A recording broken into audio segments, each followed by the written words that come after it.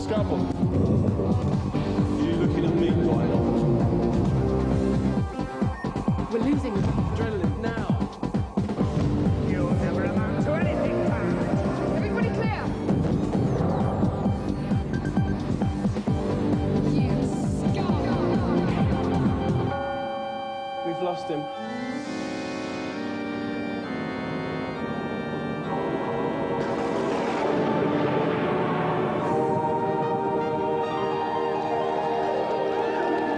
Welcome to Gamesmaster. As a show, it's more soothing than a chocolate massage, more life-affirming than finding a bottle of fizzy pop after 3 days in the desert, and more rewarding than rescuing Pamela Anderson from drowning in a sea of £20 notes. Later on in the show, we'll have a top challenge on Total Basketball, but first, funny boys make movies in an event we're calling Blokes on Film. You're in the director's chair, so you call the shots. Director's Lab is a PC package that allows you to cut and paste hundreds of sounds and pictures together to create your own movie. The technique's similar to professional editing software, not that we'd know anything about that. The pictures are laid in sequence along a bar and the accompanying sound added underneath, along with any special effects your directorial instincts demand. Once completed, it's off to the screening room where you can sit back with a truckload of popcorn and enjoy the fruits of your labour. For this event, our two contestants will be attempting to create their own movie masterpiece, but to make things more interesting, we've selected one clip that both contestants must use in their movie, and this is it. A bloke dancing rather energetically, if rather badly. Our contestants have until the end of the show to prepare their very own movie masterpiece, using all the tools at their disposal. The golden joystick will go to the contestant whose finished work displays the greatest amount of entertainment value, creativity, and flair. And splitting the very sides of heaven fantastically open with a directorial debut, two blokes who are so funny we don't even mind the fact that Fist of Fun is on the BBC, Stuart Lee and Richard Herring.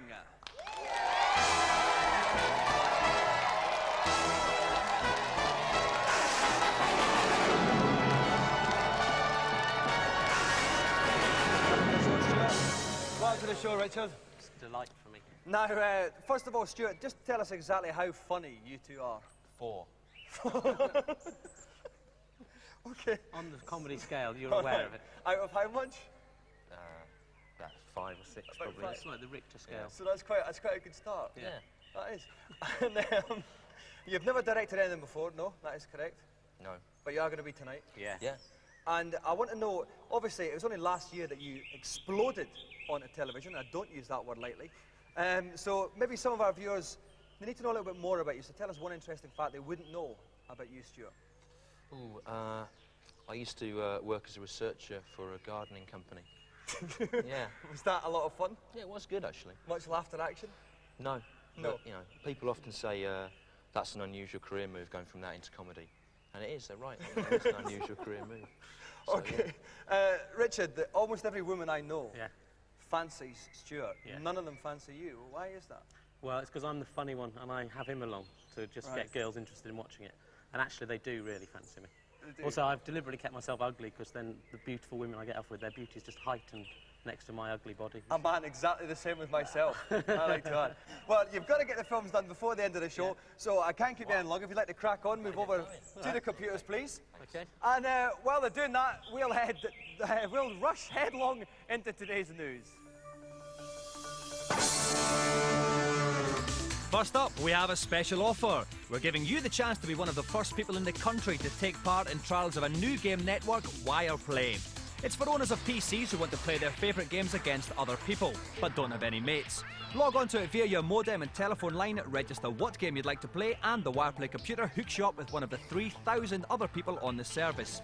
The service proper doesn't begin until late summer, but BT, the producers of Wireplay, are looking for 250 people to take part in their pre-launch test of the system. If you want to be one of them, we'll be giving a free telephone number to call at the end of the show, but you'll need a minimum 486 PC with a 14.4 modem and ideally a CD-ROM drive too. You should also be aware that if you are chosen, you will still have to pay £1.50 per hour off-peak in phone charges whenever you're using the system, but that's cheaper than buying a small Norfolk farming community. No, this isn't the latest game for one of the next generation consoles. This is Toy Story for the humble old Mega Drive. It boasts easily the most impressive graphics of any 16-bit game to date, such as a dinosaur that is so realistic I thought, ooh, I've gone back in time. A variety of game styles are featured, including a plan view driving game and even a Doom-style 3D section. And why are the graphics in Toy Story so hemorrhoid-inducingly good? Well, they're taken straight from the Disney movie of the same name, and we'll be bringing you more on that movie in 2 shakes of a lamb's little tail. The flying contraption you see here is the winner of this year's annual aerial robotics competition. There is no one controlling this robot. It has to use its own artificial intelligence to navigate an arena and search and pick up a coin. Top work, Scottish robot bloke.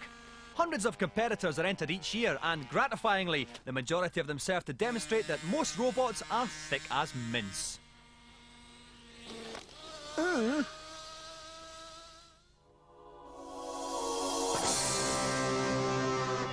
Hey, Slinky? Take an emaciated cowboy called Woody and his strange relationship with a dog, add a whole community of toys who come alive when people aren't around, and add a sprinkling of new characters such as Buzz Lightyear, who doesn't realise he's a toy, and you've got Toy Story, the latest Disney movie that's quite literally making vast amounts of money in the United States. In this scene, Buzz and Woody, having just met, have the first of many disagreements. What? These are plastic. He can't fly. They are a beryllium carbonic alloy, and I can fly. No, you can't. Yes, I can. You can't. Can. Can't. Tell you, I could fly around this room with my eyes closed. Okay, then, Mr. Lightbeer, prove it. All right, then I will. Stand back, everyone.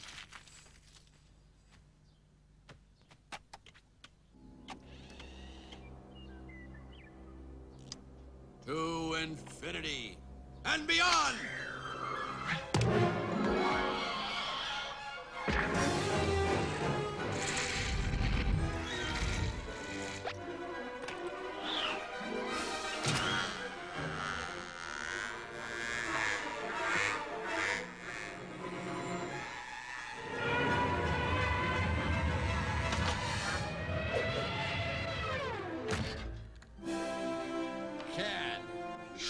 Voices for the rivaling toys were recorded by Tom Hanks and Home Improvement's top bloke, Tim Allen. But that was the easy bit. The hard part was designing and rendering the hundreds of highly detailed computer models that make Toy Story the world's first entirely computer-generated movie. What sets Toy Story apart is not just the astounding quality of the graphics, but the kind of attention to plot and characterization that Mr. Disney bloke excels in. You are a sad, strange little man. This isn't a bunch of tedious computer graphics trying to impress you, but a no-holds-barred rollercoaster ride of human emotion that looks set to equal The Lion King in its appeal. This cannot be happening to me. Sheriff, this is no time to panic. This is the perfect time to panic. The action really starts when Buzz and Woody find themselves stranded on the outside world on the very day their owners are moving house.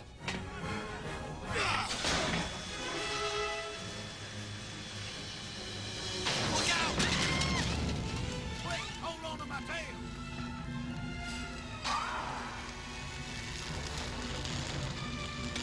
Attaboy, Slink!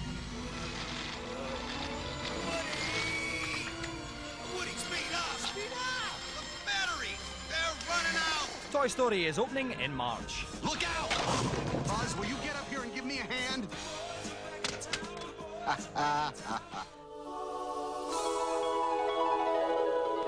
There's an air of great concentration here. We have the dangerously attractive Stuart Lee and the quite simply funny Richard Herring trying to make their own movie by the end of the show on Director's Lab. Now, Stu, how are you getting on? What have you got for us so far? I'm basing mine around a theme of insects and children eating. This kid eating, that's brilliant, look at it. She's having a right old monster, isn't Fabulous she? image, yeah. Bless her. Right, Richard, what about you? What are you going for? Good question. Richard Herring presents. Yeah, that's good. What kind of presents are they? I've got, well, it's got presidents in it, in fact, and so far I've got Ronald Reagan there. Finally, my fellow Americans. See, that's a satire for the American politician. It is. Political system there. Almost a lampoon.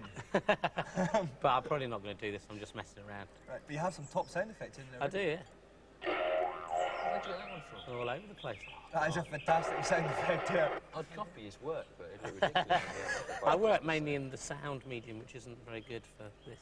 Okay, well, we'll leave Lee and Herring beavering away. Meanwhile, we do have one special challenge on today's show. Let's go over to Gamesmaster and find out what it is.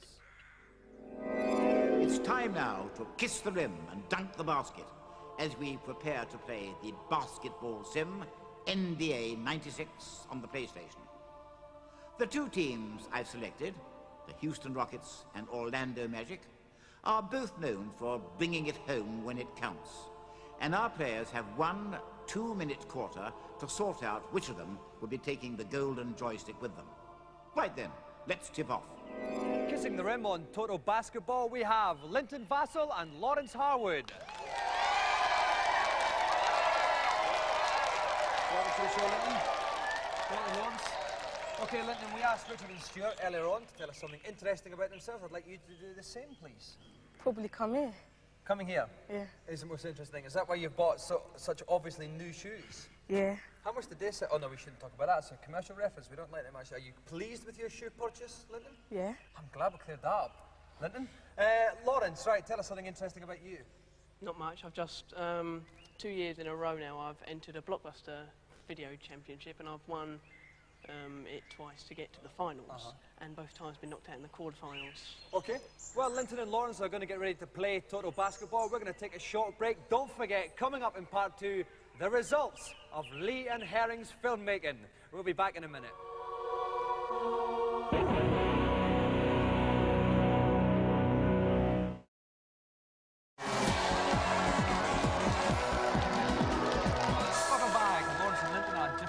Total NBA 96. Meanwhile, we have Stuart Lee and Richard Herring. They're making their films over in the corner. Courtside with me is Rick Henderson for PC Review. Rick, tactics, please. Right, well, it's not worth going for risky three-pointers, just like real basketball this game, so it's not worth going for those. Go in for these safer dunks. That's one piece of advice. Also, don't pass it around when you're in a crowded pack, because you'll always get the ball stolen from you. Okay, some lessons for the game, and indeed life there from Rick. Okay, so basically it's 1 2-minute quarter. Whoever has the most points at the end of that will win the joystick. Best of luck, Linton. Best of luck, Lawrence. Let's go to tip-off. Okay, so Linton is playing the Houston Rockets in the white. They're going from left to right. Lawrence is playing Orlando Magic in the black, going from right to left. Rick. Yeah, he's got to try and get in early. He's gone for a three-pointer. Missed that, hit the rim, rebounded off. But the top bar is the three-pointer average for the player. The ones in the centre won't actually be able to do three-pointers as well as those on the outside. Okay, we've got a defensive foul here. We're going to a free-throw situation here. This is Lawrence going for it. He's got it. That's one in. He's going to get the second one. Now, what are these bars here, Rick? Right, the bars are, he's got to stop them in the centre of the tee. Each bar has got to be in the centre of its specific line. It's 2-0 to Lawrence at this point in time, but Linton on the attack, coming up through down the middle of the court. We haven't seen one dunk attempt yet. Wait, it comes, it's through. It's going to be a dunk now. No, he's got it though. 2-all. Lawrence has possession now. Missing up in the court into Linton's half. That's a good pass here. He's coming in. Oh, it's a fantastic pass. The man is open. Oh, he passed it out. What was he doing there, Rick? I don't know what he was doing there. I think he thought he was going to be stolen by an opposition player, and he passed it out to another player. And now, in fact, it has been stolen now. This is Linton with the ball, going up the centre of the court. One man standing right in front of him. Oh, it was knocked out his hands, but Linton's got a bit again. He's up, he's in the key, he's in the paint, he takes a shot, it's in there, 4-2 to Linton.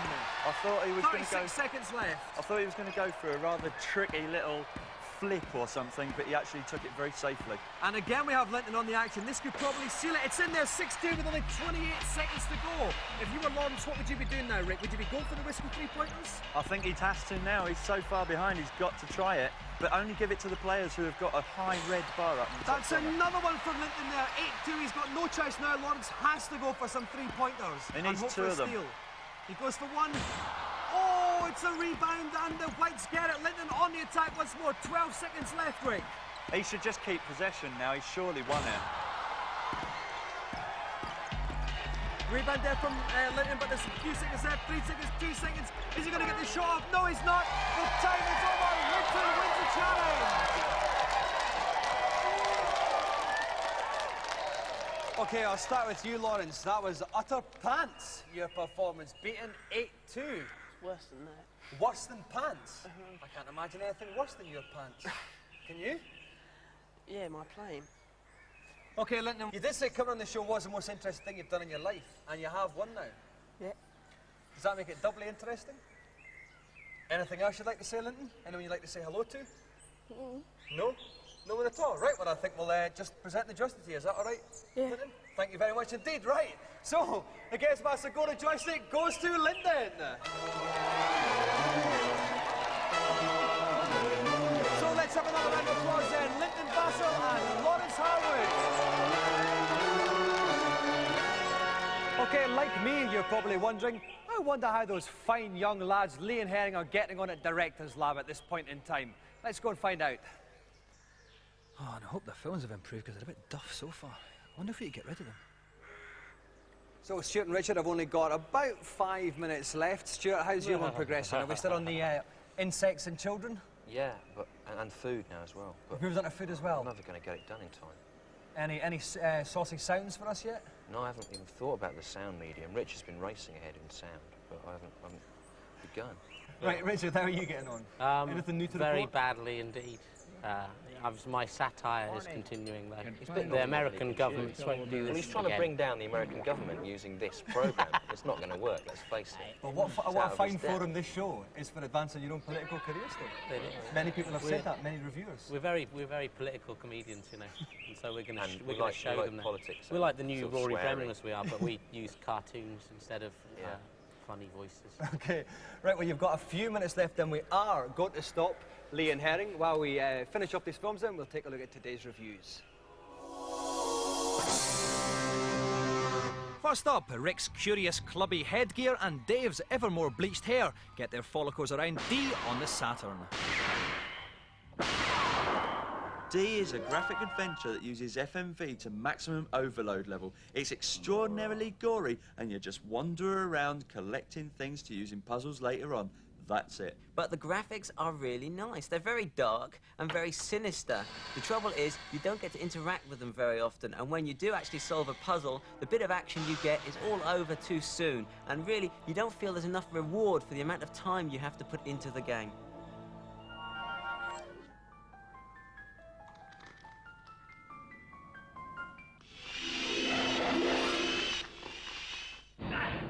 Next up, top 3D atmospheric mystery pixelated characters, nice graphics, action ahoy in Timegate on the PC. Well, Timegate is the banker. It is a slick and graphically outstanding adventure and the perfect example of what can happen when gameplay meets innovation. Timegate, you see, has the two major elements that make an adventure game of this type actually work. It has plot progression, and it has more than enough puzzles to keep you going. It also has the bonus of absolutely superb graphics. Alone in the Dark really set a new standard in 3D adventures, but Timegate takes that so much further, it's uncanny.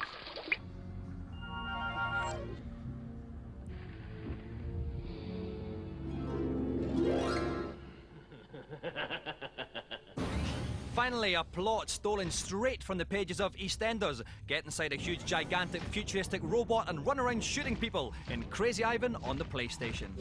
The control method makes it very easy to play. There are lots of little nice features like when you blast a robot, all the little men run out and you can pick them up or shoot them to pieces, which I usually do. And the bosses in the game are huge, which is a real bonus when you finally come across them. You get a real monster to fight, and that makes it very challenging and very satisfying when you watch him go down. Yep, it's the well-constructed missions that make Crazy Ivan so darn playable. It has FMV sections, it has you jumping into huge metal suits, and it has wandering around completing missions by blasting the heck out of every other robot on the planet. It's tops. How do you feel? America is safe with me. I'm gonna stomp those aliens. I'm gonna terminate them. I'm doing this for John Wayne. OK, both Stuart and Richard's films are quite literally in the can. We're going to get Stuart up first to talk us through his. Right, thanks. OK, Stuart, this is your movie. Yeah, it's called Repulsion. The problem with this program, I think, with the game, is that you don't have access to like any repeated images of the same character, so you can't work within a narrative framework. You have to just use abstract images. As we'll see. What does that mean? What does that You can't tell a story. Right, OK. So I've tried to deal with the idea of food as a kind of poison. OK, here goes Stuart from Stuart Linsky's Repulsion. Take it away, Stuart. OK, well, There's not much to say. In the foreground, we see there's worms, right? Various images of food behind and someone eating a lot. That was a mistake, that little cow. And there's more food there, more of the food behind. And that unpleasant food, that worms again there. Does this have any meaning? Yeah, it means, you know when you feel really sick and you hate the idea of eating, but you still do. That's kind of what it's about. Right. That's the bit, we had to put that bit in. That's the bit we said, but I tried to make it relevant by putting a sort of toilet flushing sound. Right, I like that bit, actually. That's my favourite bit, isn't it? That was a great bit. And it ends, and that was the ending. That's the end. Nice the way it did all come together at the end. Well, all the little threads. It ends, doesn't it? It's got a definite end. It's when it goes black. All That's right. the end. OK, well, Stuart, let's go over to Gamesmaster for his adjudication. I'm afraid I fail to see any merit in that pathetic excuse for a movie. The endless repetition of the same material seems to indicate a complete lack of creative talent. I award it 1 out of 10. And you can consider that generous. A very poor score, then, for Stuart Lee. Let's see if Richard Herring's film fares any better. OK, Richard, take us through it. Start your film. Right, once again, we have the narrative problem, so I've used juxtapositions here to satirise America. OK, President Reagan there? Yeah, you have to listen to the people saying, speaking. I only want your brains. He's the President Kennedy. A funny man's face. See, each time the juxtaposition parodies the president, or does it? And there's that clip we have to This bit's coming, it's good. Watch this bit in a minute. That's good, see? That's very good. That was very good, Richard. That was worth the admission fee, that one. Please, see, but wait, because look. This film is a satire of satire.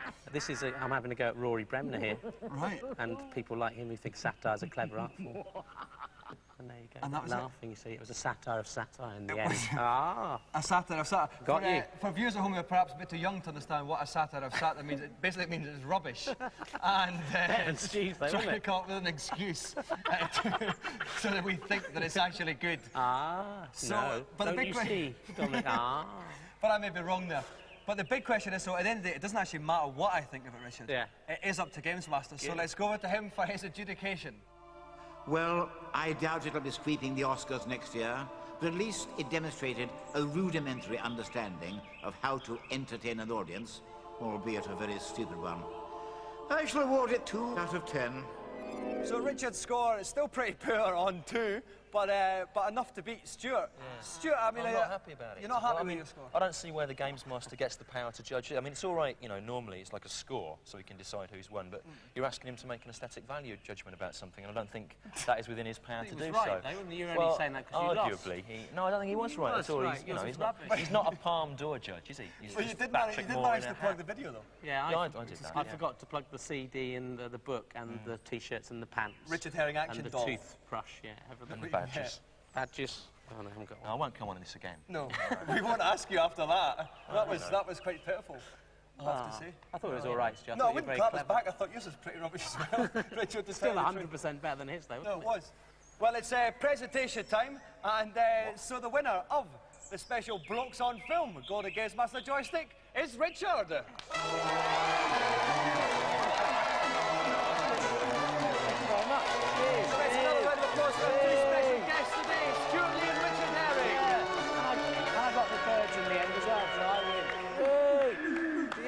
OK, that's all we've got time for. That's the end of the show. Remember, everyone at home, life is like a pair of pants. If you don't start to change it, they can smell. Bye-bye.